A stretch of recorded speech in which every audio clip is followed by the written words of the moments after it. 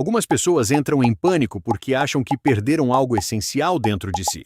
Elas acordam um dia e percebem que a libido sumiu, a motivação desapareceu e até a própria identidade parece distante. A sensação é brutal, como se alguém tivesse desligado a energia da personalidade inteira. E o pensamento que surge é sempre o mesmo: eu me quebrei.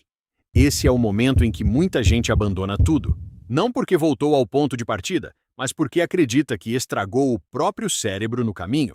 O nome desse momento é flatline, e a maioria das pessoas entra nele completamente despreparada. No começo da abstinência, a história parece simples e animadora. A energia sobe, o foco melhora, a sensação de controle aparece.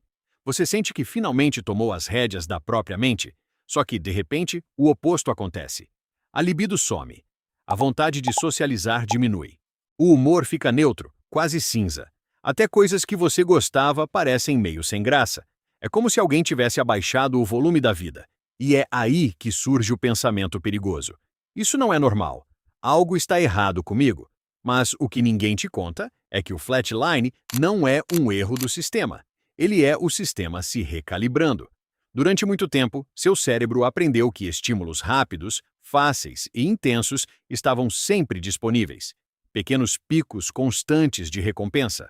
Pequenos fogos de artifício neurológicos repetidos todos os dias. O cérebro é incrivelmente eficiente. Ele se adapta. Ele começa a economizar sensibilidade, porque não precisa mais reagir tanto. É como alguém que mora ao lado de uma estrada movimentada. No início, o barulho enlouquece, depois vira silêncio de fundo. Quando esses estímulos desaparecem de repente, o cérebro entra num modo de economia extrema. Ele não volta imediatamente ao normal porque ainda está operando com as configurações antigas. É como desligar um ventilador potente. As hélices continuam girando por um tempo antes de parar completamente. Esse intervalo entre o velho padrão e o novo equilíbrio é o flatline. E aqui entra a parte psicológica que quase ninguém percebe. O flatline não é só biológico, ele é emocional. Porque durante anos, você não treinou apenas o cérebro a esperar estímulo. Você treinou sua identidade a depender de estímulo. Sem perceber, você passou a medir seu estado mental pela intensidade das sensações. Motivado significava progresso. Animado significava caminho certo. Empolgado significava evolução.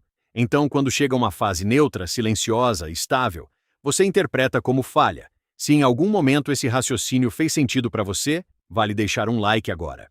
Não pelo algoritmo apenas, mas porque isso ajuda esse tipo de conversa a chegar em outras pessoas que estão exatamente nessa fase, achando que estão quebradas. O que torna o flatline assustador é que ele remove o recompensador imediato da jornada. No início existe entusiasmo, novidade, sensação de conquista. Depois disso sobra o cotidiano. E o cotidiano não é cinematográfico, ele é repetitivo, lento e silencioso. Só que é justamente nesse silêncio que mudanças profundas acontecem. Muitas pessoas desistem no flatline não porque estão pior, mas porque estão começando a normalizar. E normalizar parece entediante quando você passou anos vivendo em extremos de estímulo. Seu cérebro está reaprendendo algo que deveria ser natural, sentir prazer em intensidade humana, não em intensidade artificial. E isso é desconfortável porque é novo. Parece contraditório, mas estabilidade pode parecer tédio quando você está acostumado com picos constantes. Outro ponto que quase ninguém fala: o flatline desmonta a fantasia de recompensa garantida. No início da abstinência, muita gente entra esperando virar uma versão sobre-humana rapidamente. Mais energia, mais carisma, mais produtividade, mais tudo. O flatline quebra essa expectativa. Ele obriga você a continuar sem aplausos internos, sem fogos de artifício, sem aquela sensação de "está funcionando". E isso revela a verdadeira pergunta por trás dessa jornada. Você quer mudança ou quer sensação de mudança? Porque são coisas completamente diferentes. Sensação é rápida, visível e intensa. Mudança real é lenta, invisível e silenciosa. Durante o flatline, sua motivação deixa de ser química e passa a ser escolha. E essa transição é desconfortável, muito desconfortável, porque agora você não está mais sendo puxado por entusiasmo, você está andando por decisão. Existe algo quase irônico nisso tudo. O flatline é o primeiro momento em que sua mente começa a se parecer com a de alguém equilibrado, sem euforia constante, sem compulsão constante, apenas estabilidade. Mas como você não reconhece estabilidade como progresso, interpreta como perda. Talvez você já tenha percebido isso em outras áreas da vida. Quando começa um projeto novo, tudo parece empolgante. Depois, vira rotina. E é na rotina que as pessoas desistem. Não porque parou de funcionar, mas porque parou de emocionar. O flatline é a rotina da recuperação. Quando você atravessa essa fase, o prazer volta de forma diferente. Menos explosivo, mais consistente. Menos artificial, mais profundo.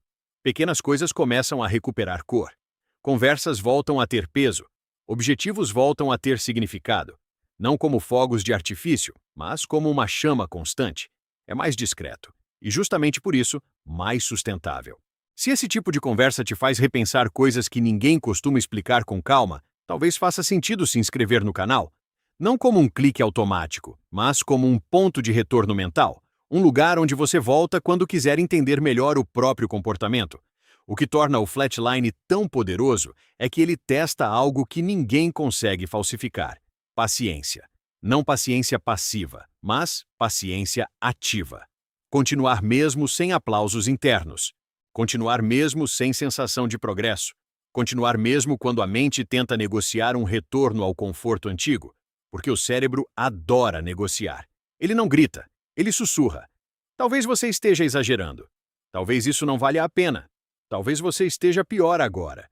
E essas frases parecem racionais porque chegam num momento de silêncio emocional. Mas silêncio não é fracasso.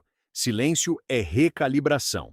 O flatline não é o fim da jornada. É o fim da fase cinematográfica dela. O momento em que a mudança deixa de parecer uma história épica e passa a parecer vida real. E vida real quase nunca tem trilha sonora. Quando você entende isso, o flatline deixa de ser assustador.